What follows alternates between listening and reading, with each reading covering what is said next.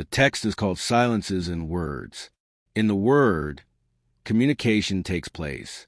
In silence, it is completed. Then, understanding is achieved through silence. Both can do it. And wisdom is to use these two times of communication well. Within a composition, pauses are as important as sounds. A good orchestra is one that executes the dynamics of pauses and continuities well. Even in the silence of the pause, the song continues. Don't say things in a hurry. But silence is worth it, right? The poet from Minas Gerais, Carlos Drummond de Andrade, recommended to poets, do you live with your poems before writing them? Be patient if they are obscure. Calm down if they provoke you. Wait for each one to be fulfilled and consumed with its power of word and its power of silence. The poet's recommendation is wise and pertinent. A poem is only good. It is only good if it matures in the seedbed of silence. Before becoming a word, poetry is a silent life experience. Do artists know this? And we need to learn. Take your time with what you need to say. Free yourself from the rush of wanting to give orders to the world. It is easier for us to regret a word said than silence. The wrong word at the wrong time can turn into a wound to the one who heard it, also to the one who said it. There are many moments in life when silence is the wisest response we can give to someone. In the rush to speak, we run the risk of saying what we don't want to. And in view of everything that has been said, we don't always have the possibility of correcting the mistake. Wrong words tend to hurt for the rest of our lives.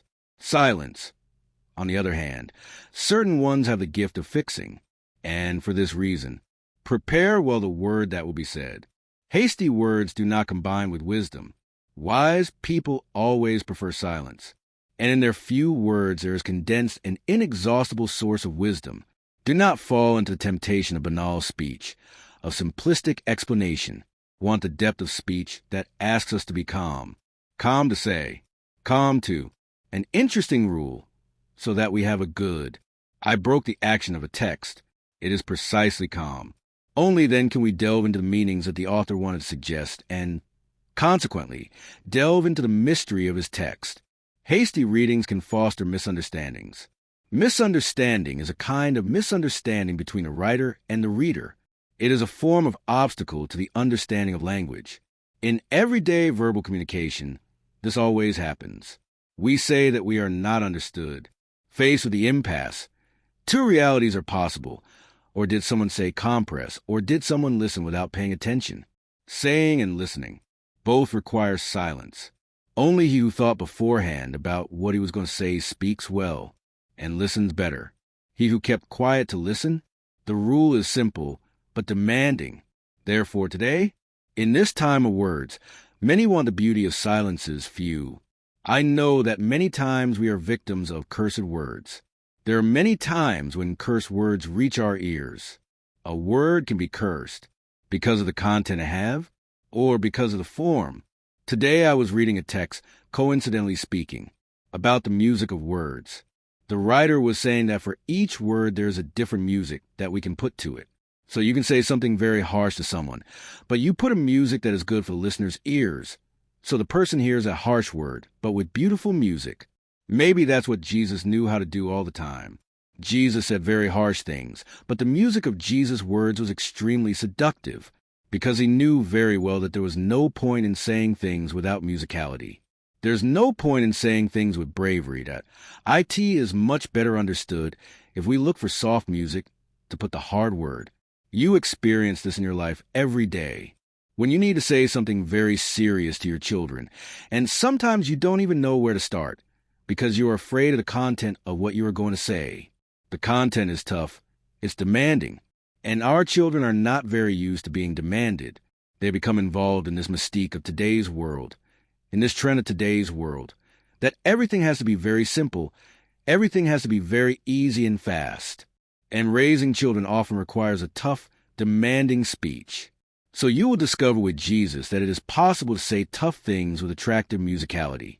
That is what made people stop and pay attention to what Jesus had to propose. The kingdom of God that Jesus proposed was not an easy thing. It was not something like that. It takes work to build the kingdom. But he managed to build it in such an internal way that people forgot the toughness of the word and got caught up in the music that involve that word. My people, many times what we do wrong is not what we say, but how we say it. It is the music that we put into the sentence. It may be that today you hurt someone with what you said. It may be that today you were hurt by someone with what you said. And maybe you didn't, even if you were wrong in what you said. You were right in what you said. Were you right in claiming what you claimed or telling the truth that you said? But maybe you didn't choose the best way to say it. Maybe you got lost in the rush of anger and rage. It's strange. But in life, we lose our reason when we get angry. In life, we lose our tenderness when we get angry, because anger has the power to take away our wisdom. And when we are out of wisdom, we usually don't know how to put music to words. We all like music. We all like to hear what entered our hearts one day, did us good. Because the word came with music, it didn't come alone. The interpreter put such a beautiful intention in that word that you actually believed in what he was singing. A well-interpreted song expresses all the power of truth that the composer wanted to give, but the one who interprets a good interpreter makes the song become even truer than when it was born from the composer's hand, because he knew how to put the intention of the voice. When I taught theology at the Uniana College, I always told my students that they would be priests one day. Look, be careful not to have a tone of voice, a way of speaking like everyone else. Look for the melody of the words. Look for your way of speaking. And may your way of saying the evangelical truths, your way of teaching the gospel, the word of Jesus, the good things in life, be in agreement with what you truly believe in and identify in this world as tenderness. The word can be harsh, but the music that surrounds a word does not need to be, because then you will have a much greater power to convince than if you were using the harsh word with a, cape, and armor. No, with a cape. And armor, then know we all have fears of armor, because it reminds us of war. And sometimes instead of putting on melody, music, in our word we put on armor, and then we scare the one who listens to us. We hurt the one who listened to us. Christian motivation to God all glory and praise.